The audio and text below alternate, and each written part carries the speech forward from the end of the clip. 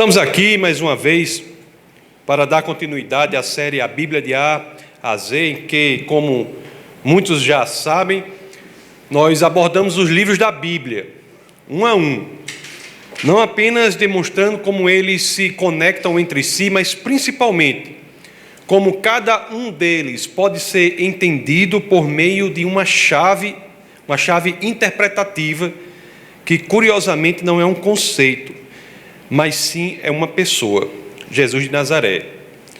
E falamos da história do povo de Deus, até Neemias, com a reconstrução da cidade de Jerusalém, como se fosse um voo, não é? Eu sempre digo isso, um voo panorâmico. Começamos lá em Abraão, até paramos 400 anos antes de Cristo, e agora voltamos para o início para dar voos rasantes, por meio dos livros dos profetas, para ver o que cada um tem a dizer como palavra de Deus para aqueles momentos em que eles viviam, e principalmente como isso se aplica para os nossos dias de hoje. E no culto passado, nós falamos sobre uma visão que Ezequiel teve, que talvez tenha sido a visão mais interessante do ponto de vista da representação de quem é o Senhor. Quando no começo do livro ele vê Deus, que na realidade já era Jesus na visão dele, ele vê naquela plataforma dentro do templo, e depois ele vai ver aquela plataforma saindo do templo e ele não entende nada. Como é? O Deus está saindo do templo, alguém que vivia numa cultura, num entendimento que o relacionamento com Deus só poderia se dar por meio do templo, por meio dos sacrifícios.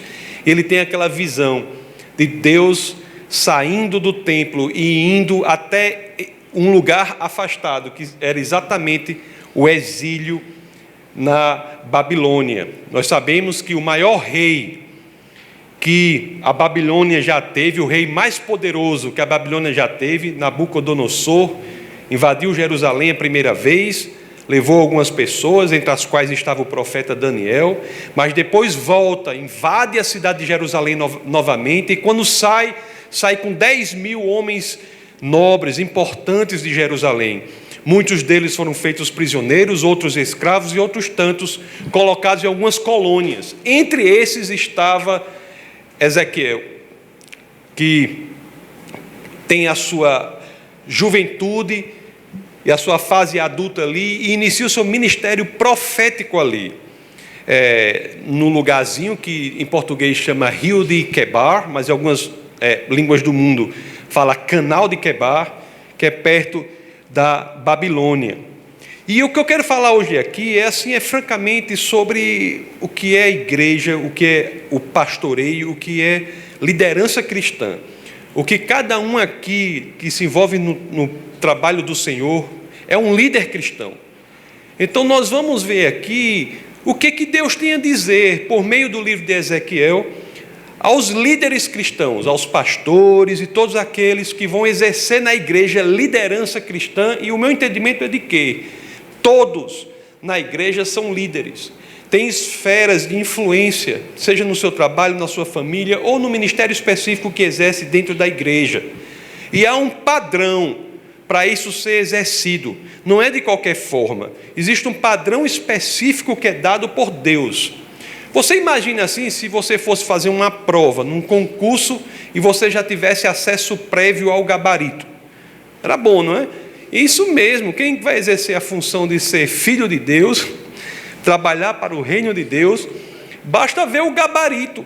O gabarito já está ali. Se você entender e estudar o gabarito, você vai ser aprovado. Agora, muitos não estudam o gabarito, não é? Eles querem que o gabarito seja o que está na cabeça deles, não o que está na palavra do Senhor. Então nós vamos ver, estudar exatamente isso daí. O foco do nosso bate-papo de hoje é o capítulo 34 do livro de Ezequiel, quando o pano de fundo histórico é exatamente uma dessas colônias no chamado exílio babilônico, em que o povo de Jerusalém tinha sido levado e estava ali. E ali houve pastores, começaram a exercer a função de, alguns exercer a função de pastores ali. E Ezequiel, um profeta, e Deus fala por meio de Ezequiel para esses pastores, demonstrando em que eles estavam errando. E nós aqui, que temos a palavra do Senhor, temos que estudar isso daí, para que nós não sejamos como eram os pastores da época de Ezequiel. Olha só que coisa boa, né? A palavra de Deus nos dá o direcionamento. Ele pede algo de nós, mas não nos deixa sozinhos. Não só nos dá o direcionamento pela sua palavra, mas também diz que estará conosco para que possamos cumprir essas determinações. O Espírito de Deus, né, estará dentro de nós para que, quando achamos difícil algo, nós saibamos que não estamos sozinhos. Ele está conosco, Ele não nos abandona. Mas vamos ler logo Ezequiel capítulo 34. Aqueles que assim quiserem, peço a gentileza de que abram as Escrituras no livro do profeta Ezequiel, capítulo 34. Deus vai falar por meio dele àquele povo, naquelas colônias, sobre o exercício de alguns que estavam exercendo o ofício de pastor. Diz assim, ó: veio a mim esta palavra do Senhor: filho do homem, profetize contra os pastores de Israel. Profetize e diga-lhes: assim como diz o soberano, o Senhor, ai dos pastores de Israel que só cuidam de si mesmos. Acaso os pastores não deveriam cuidar do rebanho? Olha aí, olha aí. Eu vou dizer, se Deus fosse brasileiro, muito provavelmente seria nordestino, né? E muito provavelmente da região do sertão, ali da Catingueira, porque ele fala mesmo, né? Ele fala mesmo. Olha só o que ele diz assim, né? É brabo ele, né? Ele diz, olha como ele diz: ai dos pastores que só cuidam de si mesmos. 3 são os aspectos que nós veremos, que Deus identifica nesses pastores que só cuidam de si mesmos. São 3 os grandes erros dos líderes daquela época e que, infelizmente, talvez vocês possam identificar em alguns de hoje em dia, infelizmente. E nós iremos estudar isso. É importante, é meu papel falar para a igreja, para que todos aqueles que exercem papel de liderança aqui, todos os demais também, possam fugir dessas 3 coisas que o Senhor condena na liderança. A liderança do cristão, seja na sua esfera de igreja, esfera de trabalho, esfera familiar, tem de fugir dessas 3 coisas, e nós vamos olhar. Mas as 3 coisas são: os pastores estavam abusando do poder, subvertendo a verdade e negligenciando o Senhor. 3 coisas principais que nós identificamos: eles abusavam do seu poder, subvertiam a verdade e negligenciavam o Senhor. Vejamos o que os versos 3 a 4, ainda do capítulo 34 de Ezequiel, tem a nos dizer. Olhe só como a coisa é demais aqui, é importante aqui. Olhe só: vocês comem a coalhada, vestem-se de lã e abatem os melhores animais, mas não tomam conta do rebanho. Vocês não fortalecem a fraca, nem curaram a doente, nem enfaixaram a ferida. Vocês não trouxeram de volta as desviadas, nem procuraram as perdidas, falando das ovelhas, não é? Vocês têm dominado sobre elas com dureza e brutalidade.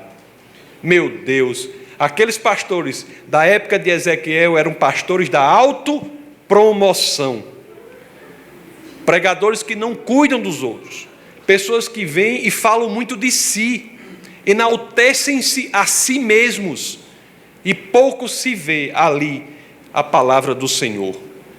Aqui nessa igreja, se alguém for falar aqui e falar muito de si mesmo, pode até falar, mas é a última vez que fala. Não volta a falar aqui não.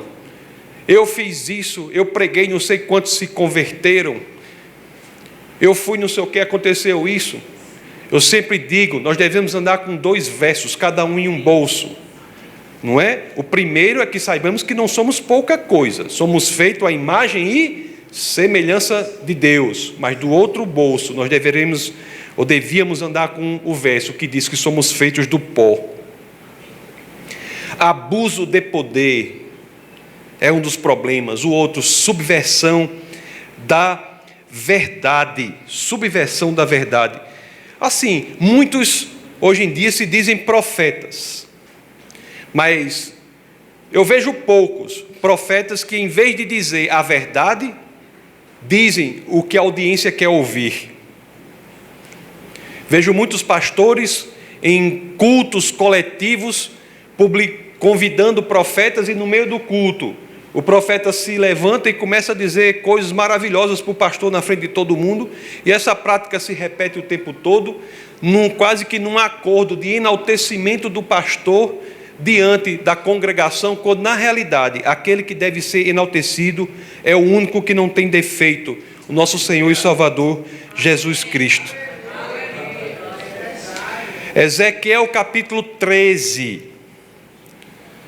Vamos ver o que é que o Senhor diz para aqueles líderes cristãos, né? No sentido de líderes de Deus, na época de Ezequiel. Capítulo 13, vamos ler dos versos 1 ao 3. Olha só o Senhor, como Ele quer um negócio sério, né? Deus, Ele tem um padrão alto, né? Ele não quer qualquer coisa, não. Por isso que as Escrituras dizem, né, que aqueles que são mornos serão vomitados. A palavra do Senhor veio a mim. Esses profetas eram muito legais, os profetas de antigamente. Era muito invocado, né? Uns eram mortos, esquartejados, não estavam nem aí. Não é? Perdia a cabeça. É uma coisa impressionante. Igual sabe aquela história do piolho? Já ouviu da mulher do piolho? Sabe dessa história? Aquele é o espírito do profeta. Você sabe como é? A mulher chegou para o homem e disse: você tem piolho? O homem disse: não, não tenho piolho. A mulher disse: você tem piolho? O homem: não, não tenho piolho. Tem sim. O homem bruto pegou a mulher, jogou num poço assim da água. E você tem piolho? Disse: se você disser que tem piolho, eu vou lhe afogar. E começou a empurrar a mulher e a água aqui. E disse: você tem piolho? A mulher dizendo: você tem piolho? Eu não tenho piolho. E aquela confusão: você vai morrer. A mulher: eu morro, mas você tem piolho. Aí empurrou a mulher, a água aqui, você tem piolho? Eu não tenho. Aí empurrou a mulher. Quando ele viu as mãos da mulher sair assim, fizeram assim.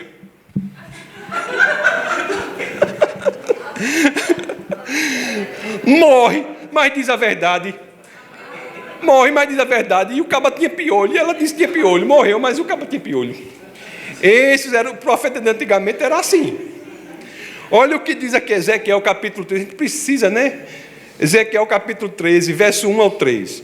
A palavra do Senhor veio a mim, disse ele: filho do homem, profetize contra os profetas de Israel que estão profetizando agora.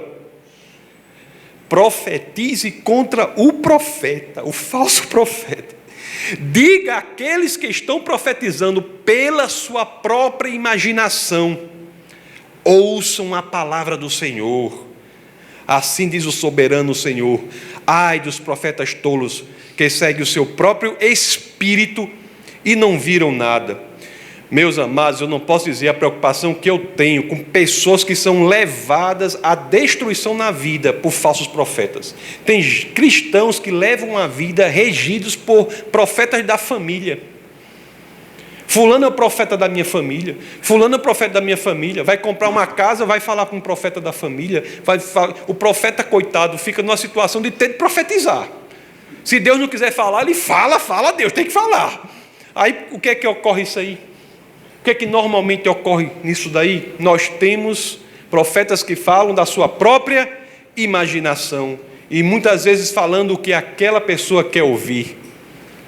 Profecia é possível, mas vem do Senhor, não da cabeça do profeta. Falsos profetas falam o que o povo quer ouvir e não o que o povo precisa ouvir. Isso é muito importante. O falso profeta tem o seu ministério não direcionado pela verdade, mas sim direcionado pela demanda.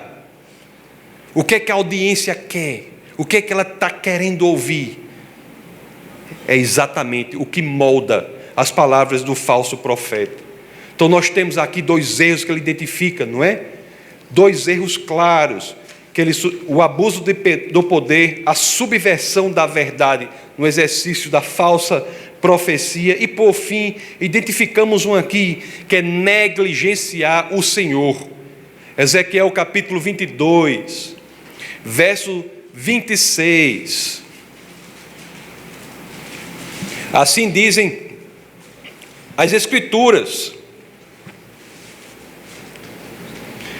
seus sacerdotes cometem violência contra a minha lei e profanam minhas ofertas sagradas. Não fazem distinção entre o sagrado e o comum. Ensinam que não existe nenhuma diferença entre o puro e o impuro. E fecham os olhos quanto à guarda dos meus sábados, de maneira que sou desonrado no meio deles. O relativismo moral. Quantas são as igrejas hoje, ou congregações, ou pessoas que sentem a iniciativa, ou a vontade, ou a tendência a simplesmente achar que tudo é possível, que distanciam ou separam o cristianismo da santidade. Não é preciso você ser santo para você ser cristão. Deus não exige a santidade para a pessoa ir a Ele, mas aquele que vai a Ele automaticamente ingressa num processo incrível de desconforto, numa caminhada do amanhã ser diferente de hoje, numa direção contínua de santificação para que se pareça mais e mais com Jesus Cristo. Se você é cristão e continua confortável como você está, você provavelmente não é cristão. O cristianismo, se alguém me pergunta, alguém pede assim para mim, me indique uma religião confortável, a última que eu indico é o cristianismo. A última. O cristianismo é lugar de desconforto, de você mudar. Mudança de dentro para fora. Não mudança de fora para dentro, que é inócua, como a geração de Josias viu, do rei Josias. Josias impôs a lei de Deus como lei civil. Não é isso que a gente estudou aqui?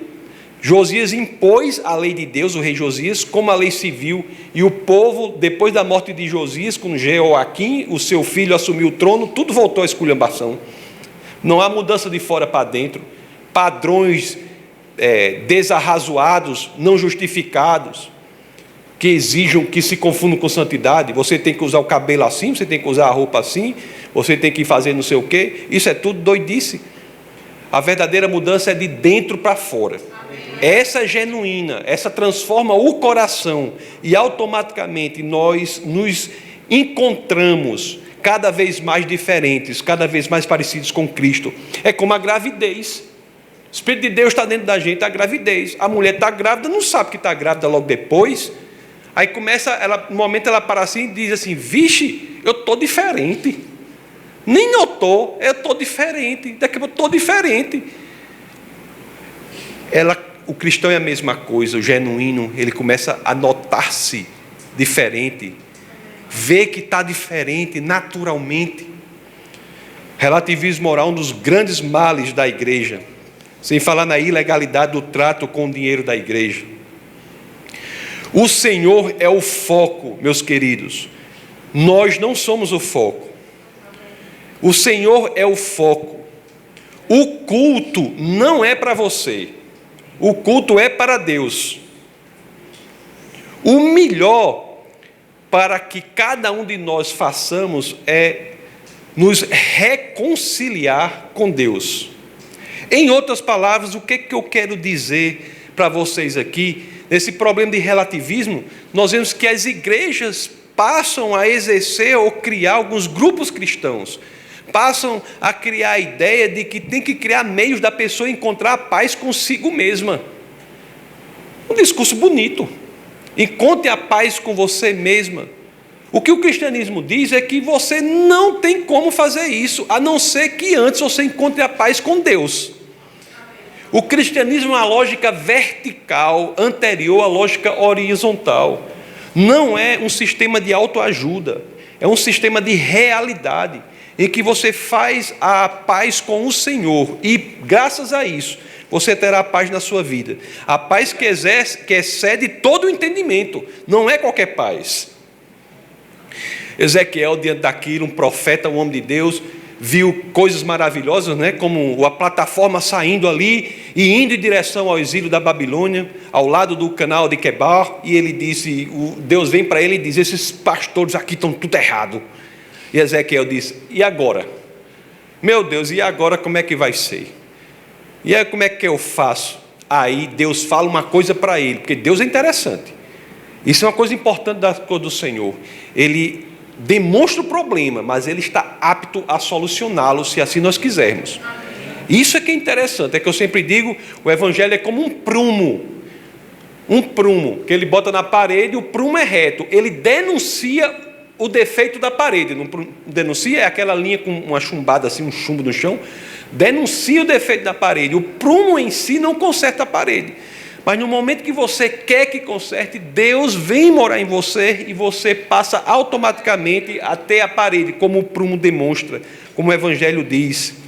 Aí ele dizia: agora, como é que vai ser? Esse negócio está esculhambação total aqui. Os pastores fazendo tudo errado. E agora? Como é que Deus vai dar uma solução para isso?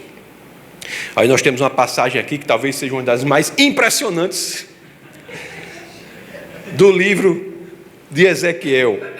Olhe só o que esse Deus, que saiu do templo, foi lá para a colônia que eles estavam lá, no exílio da Babilônia. Olha o que ele diz aqui no capítulo 34, verso 15. O que é que o Senhor diz?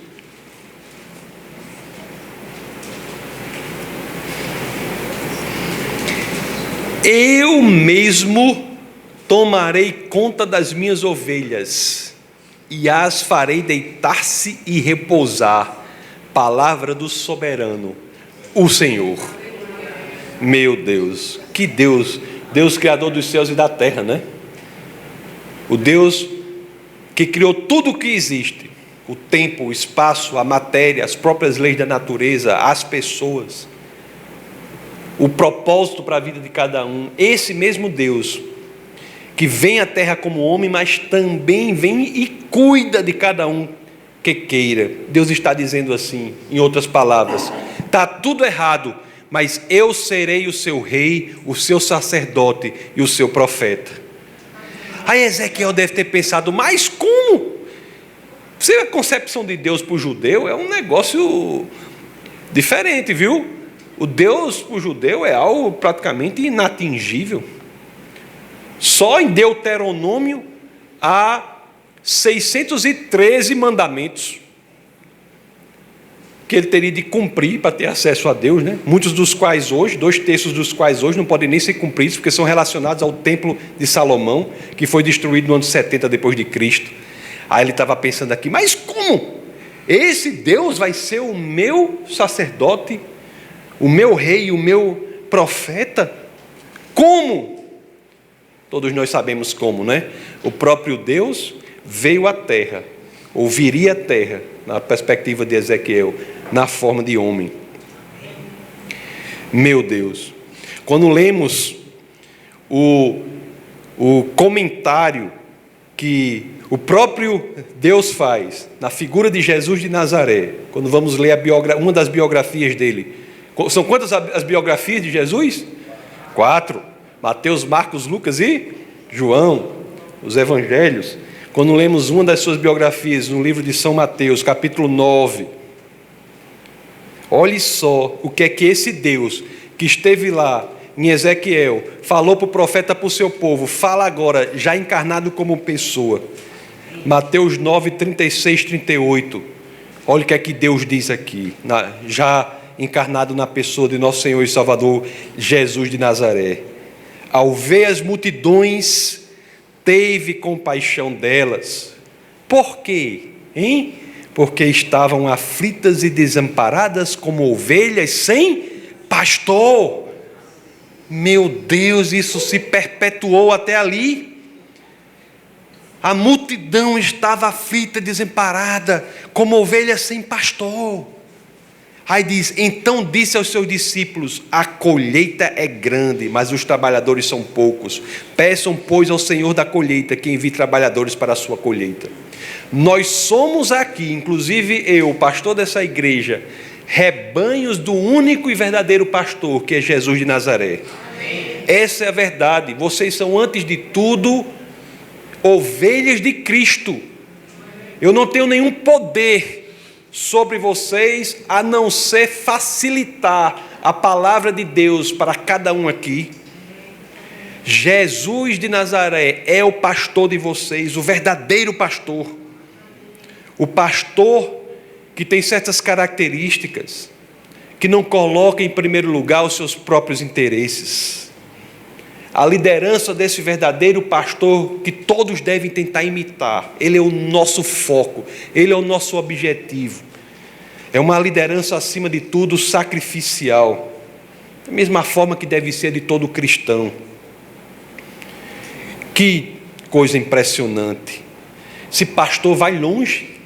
O verdadeiro pastor é capaz de coisas que, com certeza, os pastores da época de Ezequiel não poderiam fazer, para não dizer os demais de outras épocas. Lá em João capítulo 10, verso 11. Olhe só o que esse pastor, o próprio Deus, Criador dos céus e da terra, é capaz de fazer. Ele diz em João 10, 11: eu sou o bom pastor.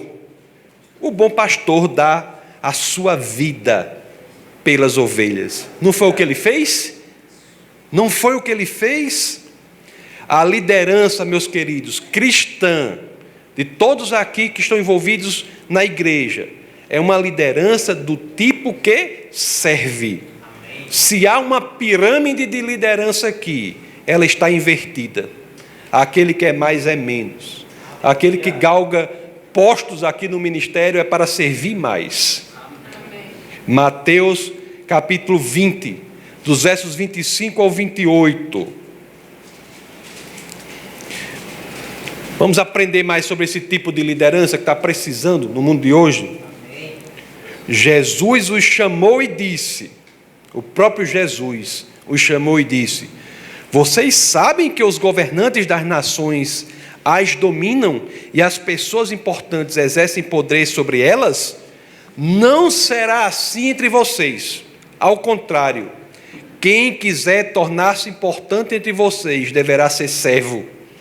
E quem quiser ser o primeiro deverá ser escravo, como o Filho do Homem, que não veio para ser servido, mas para servir e dar sua vida em resgate por muitos. Ministério genuinamente do tipo bíblico é o ministério em que a briga é por quem serve mais e não por quem vai ser mais servido. Amém. O poder que existe no ministério só é verdadeiramente cristão se é utilizado para servir, jamais para a promoção pessoal, para a autopromoção. Não há cristianismo da autopromoção, não existe. Aliás, o que a Bíblia sugere é que nós morramos para que ele viva. Esses aspectos de liderança, meus queridos, são importantíssimos para todos nós, viu? É coisa séria, é coisa muito séria mesmo, viu? Que a gente possa ser um grupo capaz de fazer e seguir dessa forma. Muito importante, porque, conforme eu disse, cada um aqui é um líder no seu círculo de influência. Cada um aqui é um líder, na sua família, na igreja, no campo em que atua, no trabalho, na escola, no grupo de esporte. Cada um é um líder. Cada um é um líder.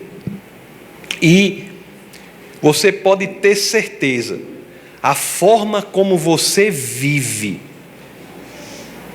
cada uma dessas experiências, e em cada um desses círculos, é fortemente influenciada pela liderança que está sobre você ou pela liderança que você exerce. Vamos tomar muito cuidado com isso, muito cuidado com isso. Muito cuidado, liderança é coisa seríssima na lógica do cristianismo. Aliás, se você for estudar os 39 livros do Antigo Testamento, até o aparecimento de Jesus no Novo Testamento, nós podemos estudar os 39 livros do Antigo Testamento pela ótica da história da liderança. Ou, se você quiser, mais especificamente, pela ótica da história do fracasso da liderança. É o homem querendo exercer a liderança de Deus, e Deus diz: não é assim, não é assim, não é assim, já sabendo que isso seria um indício da necessidade daquele que é o verdadeiro líder e foi enviado, sendo ele mesmo se enviando aqui na terra para ser Jesus Cristo, ou como foi dito no seminário de missões, um trabalho missionário. Cristo veio como missionário para aqui, para a terra, para mostrar isso. É isso, meus amados. É isso. Nos profetas, sacerdotes, não é? Reis, profeta, naquele papel de falar para o povo o que Deus diz, ensinar a palavra de Deus. Muita gente não vê dessa forma, mas só você prestar atenção. Ensinar a palavra de Deus é um exercício profético. É falar de Deus para o povo. É um exercício profético. Também é a revelação da verdade. O sacerdote é o espelho do profeta. Ele falava do homem para Deus, ele era o representante do homem para Deus. Agora, o véu foi rasgado, nós temos acesso direto a Deus. O rei fazia o quê? Protegia o inimigo, liderava nas batalhas, apontava o caminho, orientava o que é certo, o que era errado, dirigia o povo para o caminho da justiça. Revelação é a palavra que talvez defina o ofício do profeta. Reconciliação é a palavra que talvez mais bem defina o ofício do sacerdote. E direção é a palavra que talvez mais bem defina o exercício do rei. São 3 aspectos definidores da liderança do tipo de Deus. E nós não devemos fechar os olhos para isso. Isso se aplica só ao pastor? Sim ou não? Não. Isso não se aplica só ao pastor, não. Por meio de Cristo, todos nós, indistintamente, podemos exercer todas essas 3 coisas. Vocês sabiam disso? Todas as 3 coisas. Profeta, sacerdote e rei. Todo mundo aqui exercendo isso em unidade, em plenitude. Isso é que Ele quer de nós. A igreja é isso. Olhe só aqui, Atos 2,17. Atos 2,17. Vamos ver a questão do profeta. Nos últimos dias, diz Deus, derramarei o meu espírito sobre todos os povos. Os seus filhos e as suas filhas profetizarão. Os jovens terão visões, os velhos terão sonhos. Se você teve sonho e não visão, é porque você é velho. Não é? Não é isso que diz aqui, né? Na perreada querem ter visão agora, né? Diz que o jovem vai ter... Bom, a palavra de Deus ela é dura mesmo, né? Porque diz assim, os jovens terão visões, os velhos terão sonhos. O cara só está sonhando, é velho, está velho. Meu Deus, Deus devia ter dito de forma diferente. Sabe quem discorda do Senhor nessa parte aqui, será? Já pensou? O que é importante é o seguinte, nunca se esqueça que você como um cristão, 24 horas por dia, pode exercer uma influência na vida de outra pessoa que vai transformar essa vida radicalmente. Isso é muito importante. Suas palavras são como pequenos isqueiros, que embora a chama seja curta, é capaz de incendiar uma floresta. Nunca se esqueça disso. Sacerdote, lá na 1 de Pedro, capítulo 2, verso 9.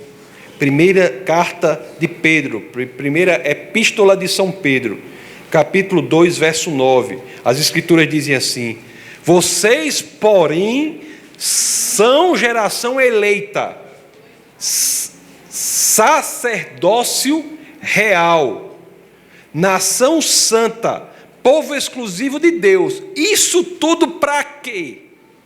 Você é sacerdote real para quê? Para ficar andando em carruagem? É isso? Para usar uma bolsa da marca não sei o que, não sei de que, não sei o que? Deus lhe faz sacerdote real para isso? É isso que é a realeza no sacerdócio? As escrituras esclarecem, viu? Vocês, porém, são geração eleita, sacerdócio real, nação santa, povo exclusivo de Deus, para anunciar as grandezas daquele que o chamou das trevas para a sua maravilhosa luz.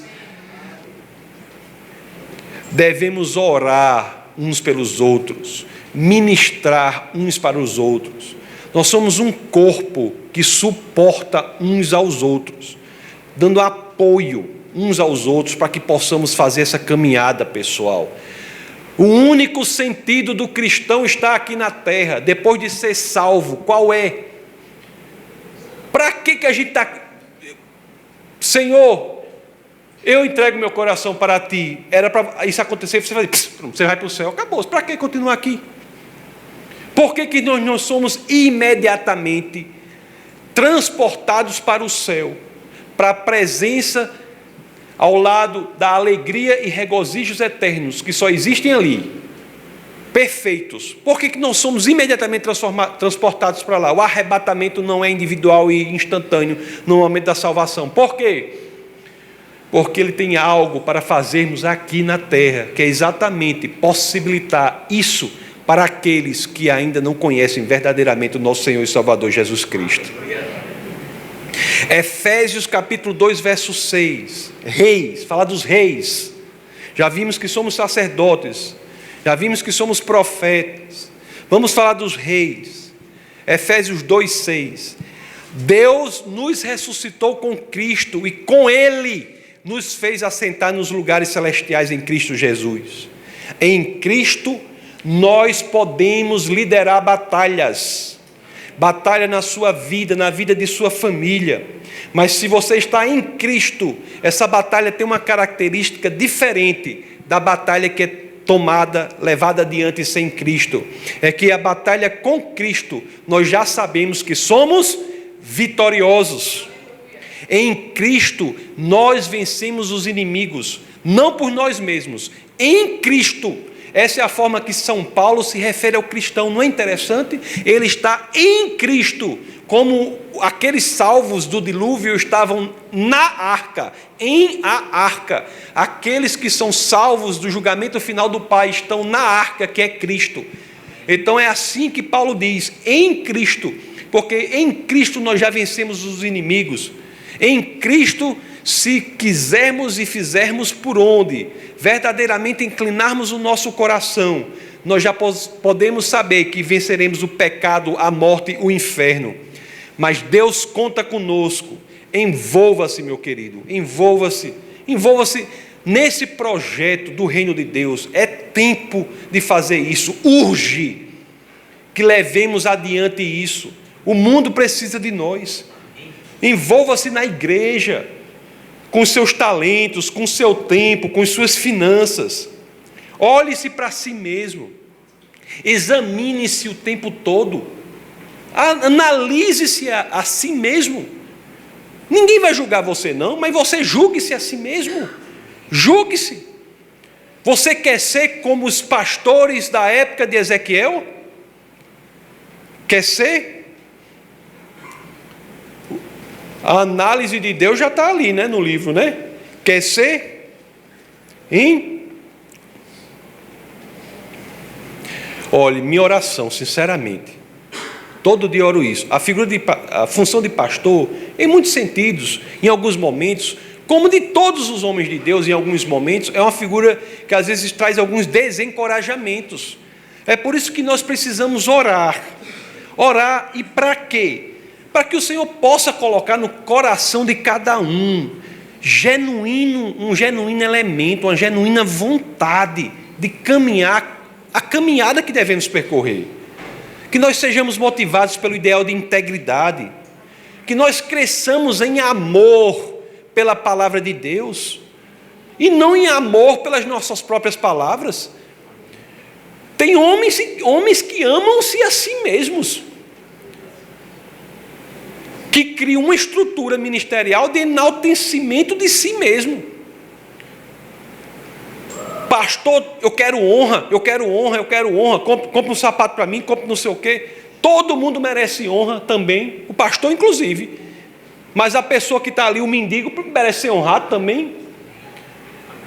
A igreja é uma estrutura de enaltecimento de Cristo, porque Ele é Deus, Ele não é homem, Ele é Deus.